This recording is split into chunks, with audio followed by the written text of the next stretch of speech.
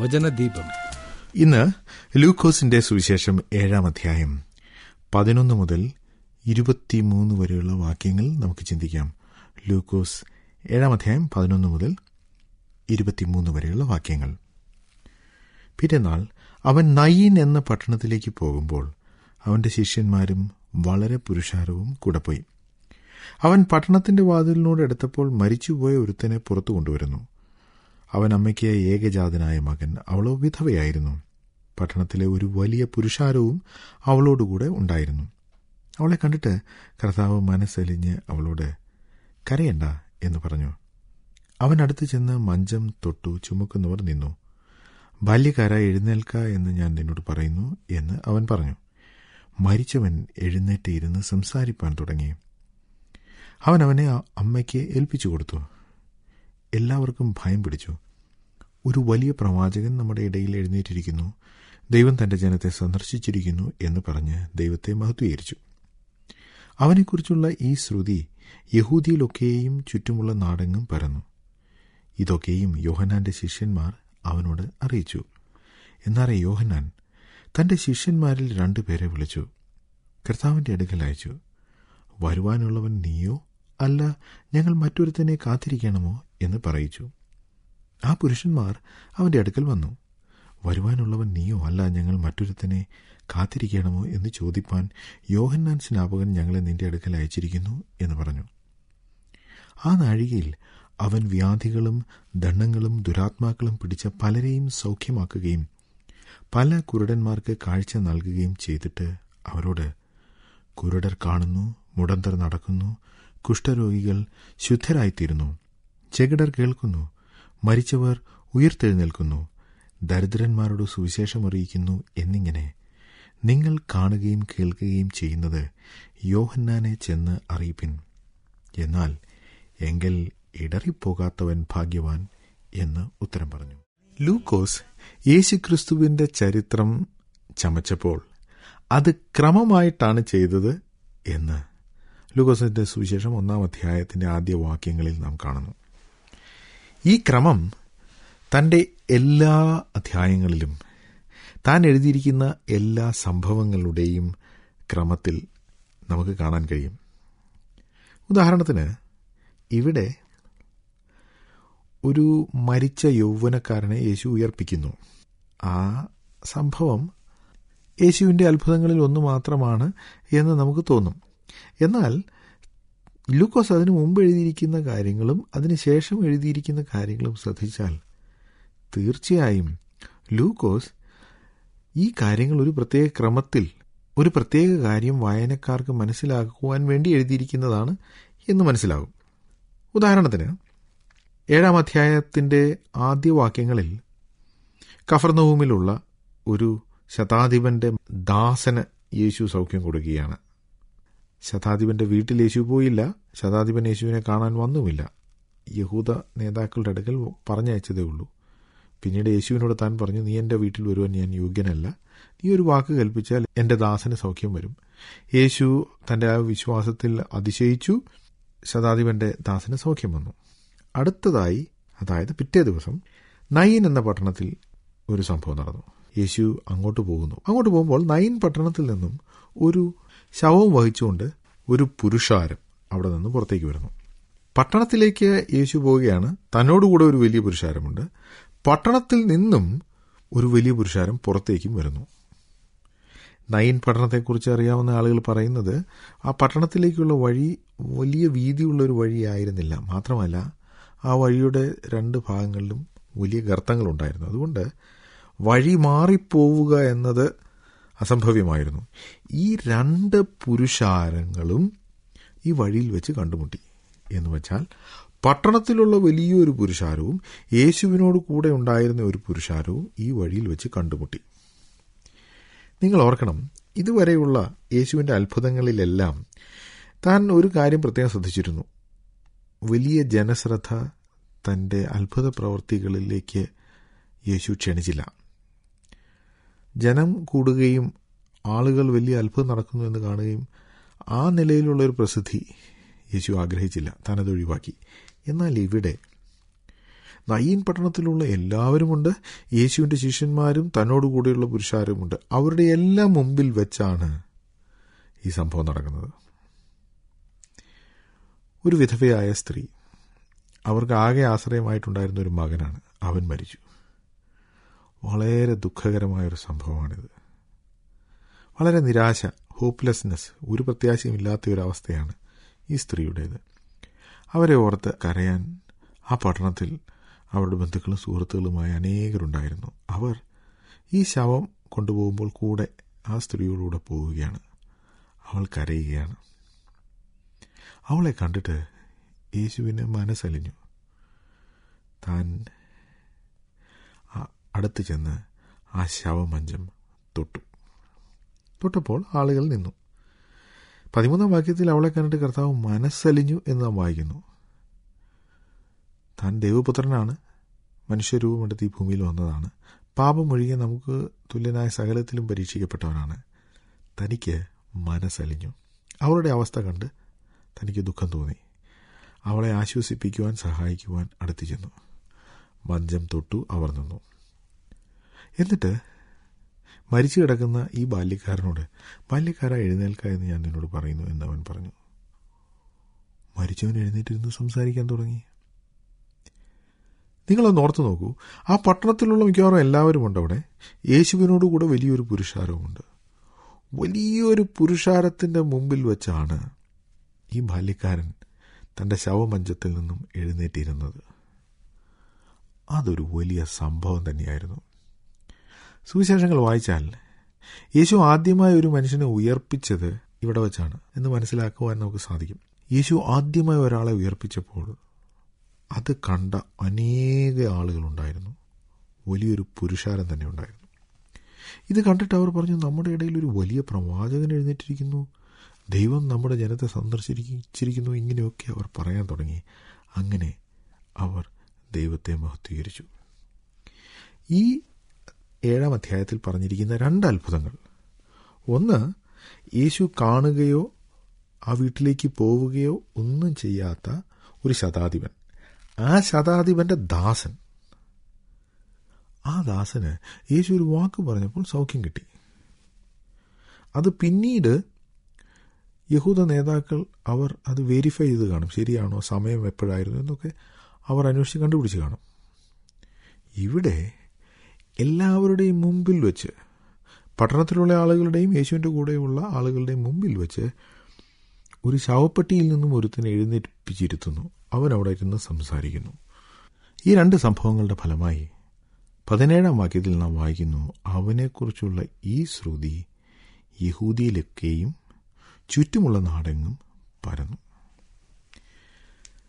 താൻ പ്രസിദ്ധി ആഗ്രഹിച്ചിരുന്നില്ല എങ്കിലും ഈ സംഭവത്തോടുകൂടി യേശു വലിയ പ്രസിദ്ധി ആർജിച്ചു.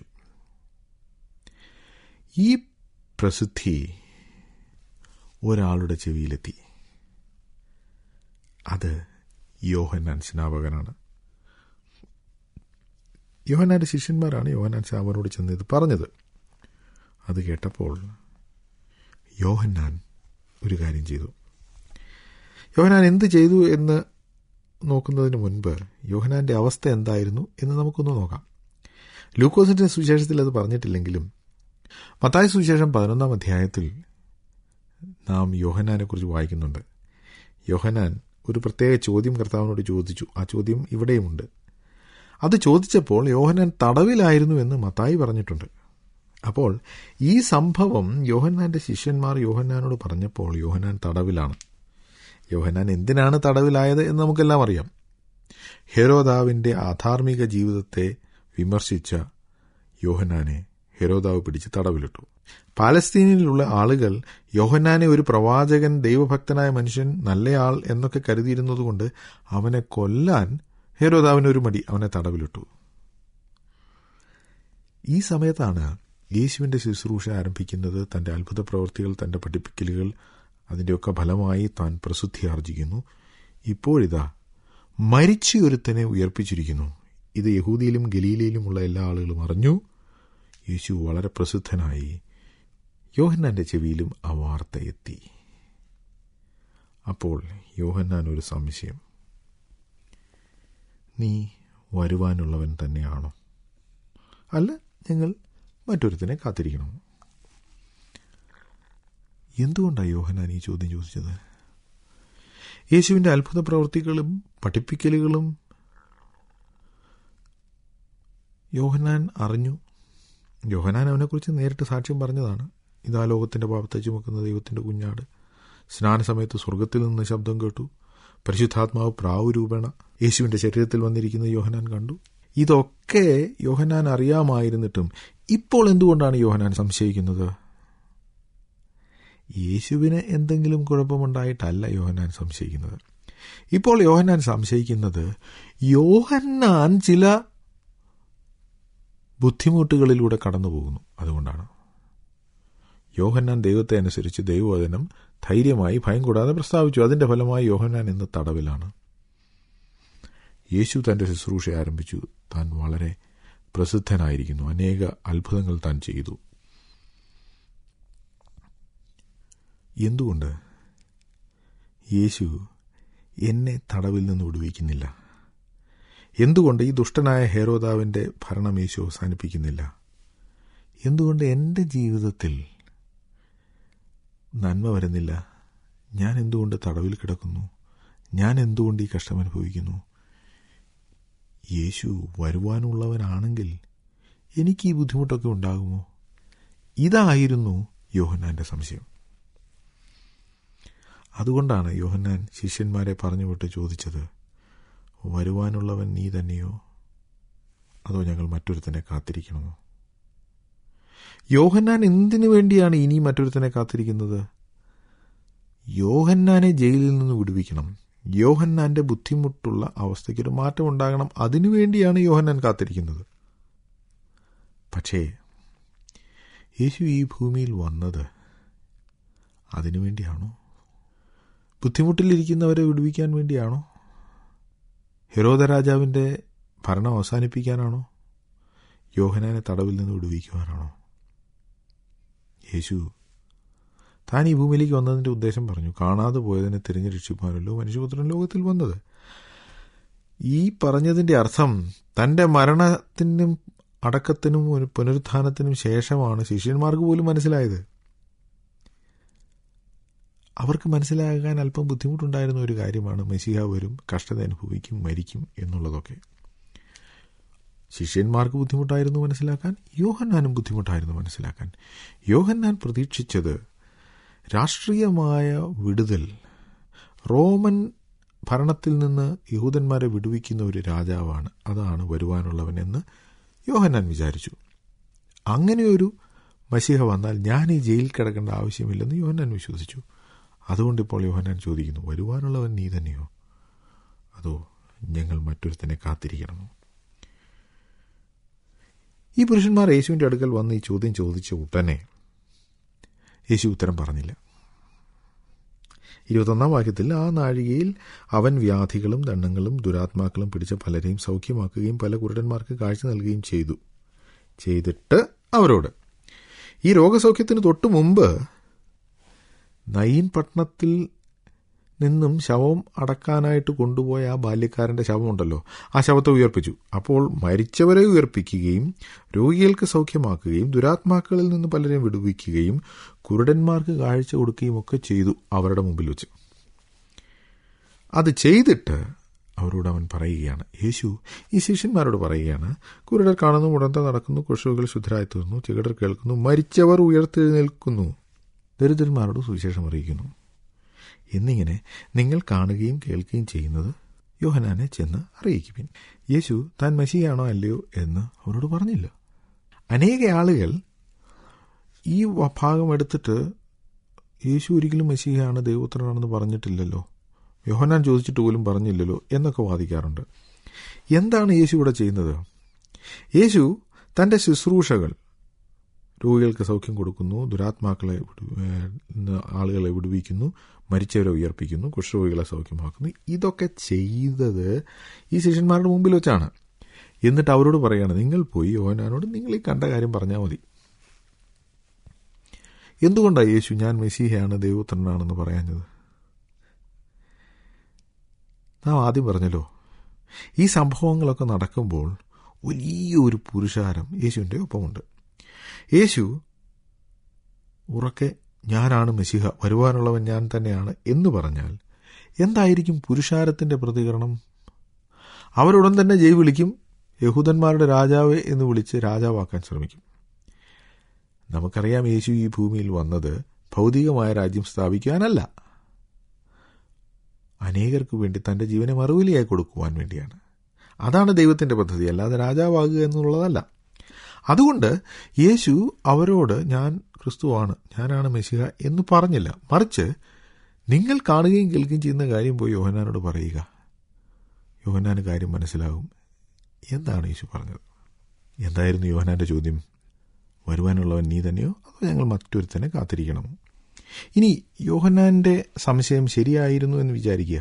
അഥവാ യോഹന്നാൻ പറയുകയാണ് വരുവാനുള്ളവൻ നീ അല്ല, അപ്പം പിന്നെ നീ ആരാ? ക്രിസ്തു അല്ലെങ്കിൽ പിന്നെ യേശു ആരാണ്? യേശു കള്ളക്രിസ്തുവാ, എതിർ ക്രിസ്തുവാണ്, സത്യസന്ധനല്ല, ദൈവത്തിനെതിരെ പ്രവർത്തിക്കുന്നവനാണ്. ഇതായിരുന്നു യോഹന്നാൻ്റെ സംശയം. യേശു യോഹന്നാൻ്റെ ശിഷ്യന്മാരോട് പറയുകയാണ്, ദൈവത്തിൻ്റെ ശത്രുവായ, ദൈവത്തെ അനുസരിക്കാത്ത ഒരുവന് കുരുടന് കാഴ്ച കൊടുക്കാൻ സാധിക്കുമോ?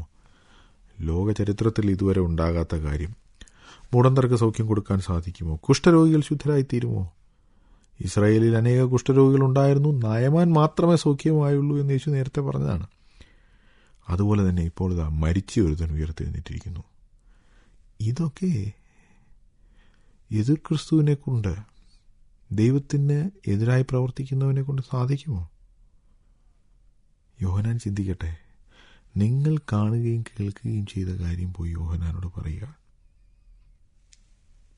അതിനുശേഷം യേശു ഒരു കാര്യം പറഞ്ഞു, എന്നാൽ എങ്കിൽ ഇടറിപ്പോകാത്തവൻ ഭാഗ്യവാൻ.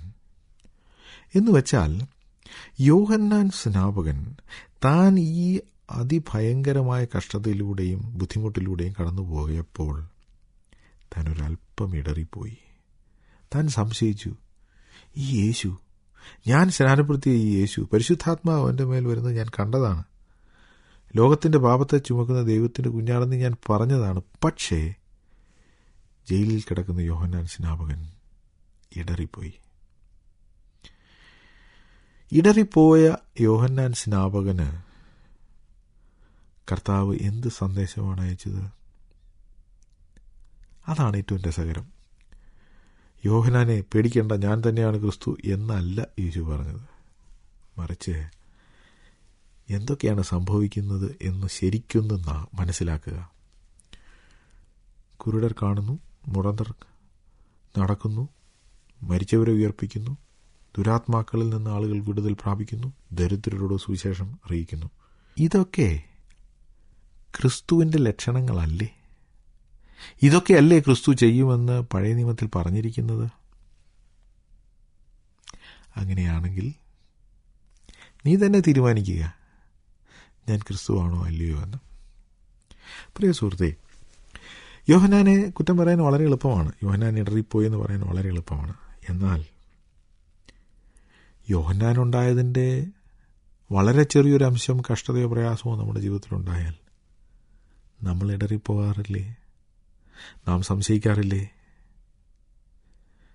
ദൈവം ഉണ്ടോ എന്ന് പോലും സംശയിക്കുന്ന നിലയിലേക്ക് പലപ്പോഴും വിശ്വാസികൾ എത്തിച്ചേരാറില്ലേ?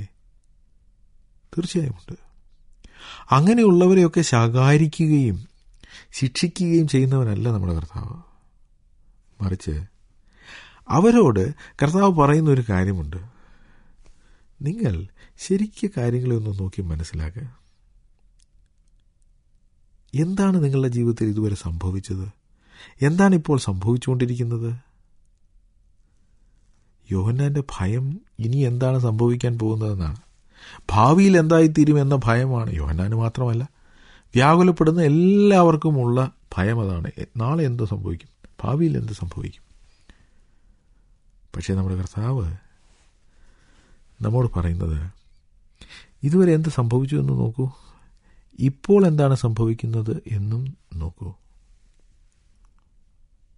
ഈ കാര്യങ്ങൾ ശരിക്കും മനസ്സിലായാൽ പിന്നെ ഭാവിയെക്കുറിച്ച് ഭയപ്പെടേണ്ട കാര്യമില്ല. ഒരിക്കൽ ദൈവ ശുശ്രൂഷ ചെയ്യുന്ന ഒരു ദമ്പതികൾ.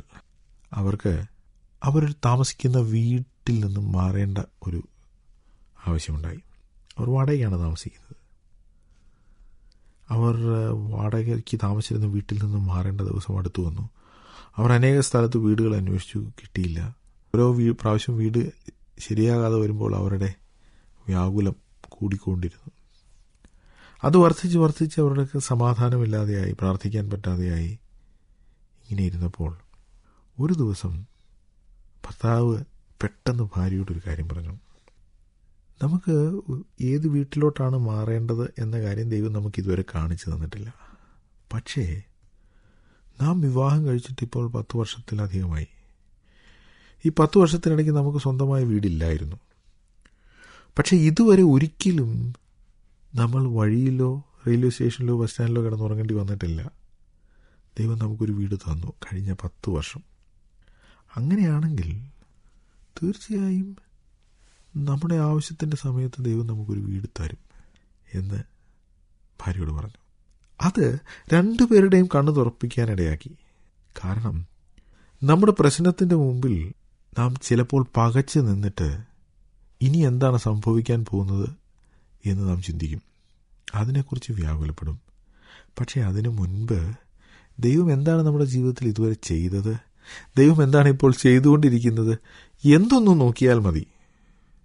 കർത്താവ് യോഹന്നാനോട് പറഞ്ഞത് അതാണ്. യോഹന്നാൻ്റെ ശിഷ്യന്മാരോട് പറഞ്ഞു, ഇപ്പോൾ ഇവിടെ നടക്കുന്നത് എന്താണ് എന്ന് യോഹന്നാനോട് പോയി പറഞ്ഞാൽ മതി. അവൻ ആ കാര്യം മനസ്സിലായാൽ തൻ്റെ ഭാവിയെക്കുറിച്ചുള്ള എല്ലാ വ്യാകുലവും ഇല്ലാതെയാകും. പ്രിയ സുഹൃത്തേ, ഒരുപക്ഷെ നിങ്ങൾ ഭാവിയെ ഓർത്ത് ഇപ്പോൾ വ്യാകുലപ്പെടുന്നുണ്ട്.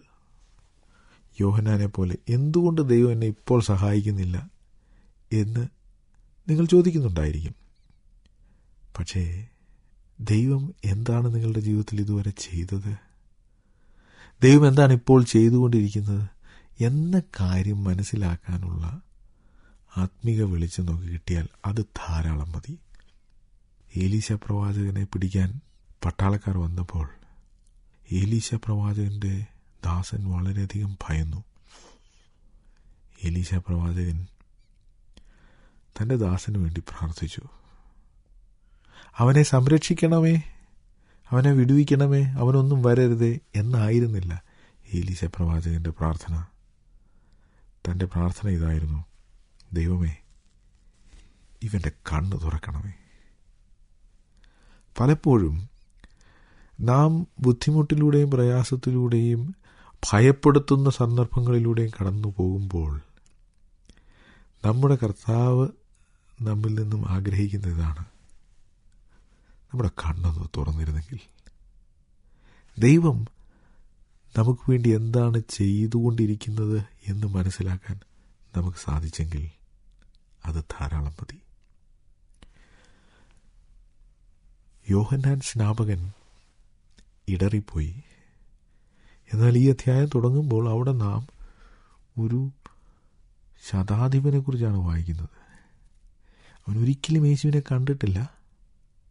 പക്ഷേ യേശു ദൈവമാണ്, സൃഷ്ടാവായ ദൈവമാണെന്നാണ് ആ ശതാധിപൻ വിശ്വസിച്ചത്. ജ്ഞാനാധികാരത്തിന് കീഴിലുള്ള മനുഷ്യൻ ഒരുത്തനോട് വരാൻ പറഞ്ഞാൽ വരുന്നു, ഒരുത്തനോട് പോകാൻ പറഞ്ഞാൽ പോകുന്നു. അതുപോലെ യേശു രോഗത്തോട് പോകാൻ പറഞ്ഞാൽ മതി, എൻ്റെ ദാസൻ്റെ രോഗം പോകുമെന്ന് അവൻ വിശ്വസിച്ചു. യേശു അതിശയിച്ചു പോയി. യേശു പറഞ്ഞു, ഇതുപോലൊരു വിശ്വാസം ഞാൻ ഇസ്രായേലിൽ കൂടി കണ്ടിട്ടില്ല.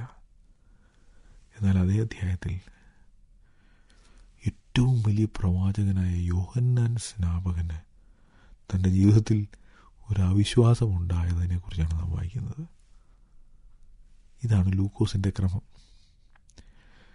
പുറജാതിയായ ന്യായപ്രമാണമില്ലാത്ത യഹൂദന്മാർ നായെന്ന് വിളിക്കുന്ന ശതാധിപൻ തൻ്റെ വിശ്വാസം കൊണ്ട് യേശുവിനെ അതിശയിപ്പിച്ചു. സ്ത്രീകളിൽ നിന്ന് ജനിച്ചവരിൽ ഏറ്റവും വലിയവനായ യോഹന്നാൻ സ്നാപകൻ, അവസാനത്തെ പ്രവാചകൻ, മിശിഹ വരുന്നു എന്ന് പറയുക മാത്രമല്ല മശിഹയെ കാണിച്ചു കൊടുത്ത യോഹന്നാൻ സ്നാപകൻ യേശുവിൻകൽ ഇടറിപ്പോയി. കാണാഞ്ഞിട്ടല്ല, ശതാധിപൻ കണ്ടില്ല. യോഹന്നാൻ സ്നാപകൻ പരിശുദ്ധാത്മാവ് യേശുവിൻ്റെ മേലിറങ്ങുന്നത് കണ്ടതാണ്. എന്നിട്ടും യോഹന്നാന് വിശ്വസിക്കാൻ സാധിച്ചില്ല, താൻ ഇടറിപ്പോയി. അങ്ങനെയെങ്കിൽ നമ്മളും ഇടറിപ്പോവാൻ സാധ്യതയില്ലേ? നമ്മുടെ വിശ്വാസത്തിൽ